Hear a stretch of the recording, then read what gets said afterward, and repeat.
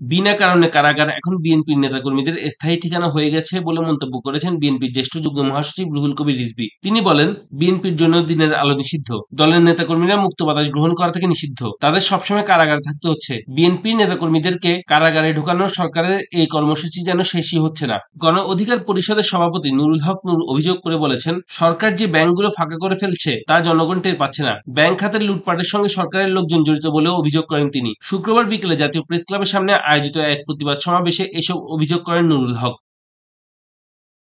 বিএনপির নেতাকর্মীদের গ্রেফতারের বিষয়ে প্রধানমন্ত্রী শেখ হাসিনা বলেন, বিএনপির ৬০ লাখ নেতাকর্মী গ্রেফতার দাবি করছে, কিন্তু দেশের জেলগুলোতে এত ধারণ ক্ষমতাও নেই। তিনি বলেন, তারা বাস, লঞ্চ, ট্রেন জ্বালিয়ে দিলে মামলা তো হবেই, তবে এসব কোনো রাজনৈতিক মামলা নয়, এগুলো অগ্নিসন্ত্রাসের মামলা, দুর্নীতির মামলা, গ্রেনেড হামলার মামলা। দেশটা এখন আওয়ামী মগের মুল্লুকে পরিণত হয়েছে বলে মন্তব্য করেছেন বিএনপির মহাসচিব মির্জা ফখরুল ইসলাম আলমগীর। বৃহস্পতিবার দিনাজপুর একটি আদালত বিএনপি ও অঙ্গ সংগঠনের ১০ জন নেতার জামিন নামঞ্জুর করে কারাগারে পাঠানোর ঘটনায় গভীর উদ্বেগ প্রকাশ করে এক বিবৃতিতে তিনি এই মন্তব্য করেন।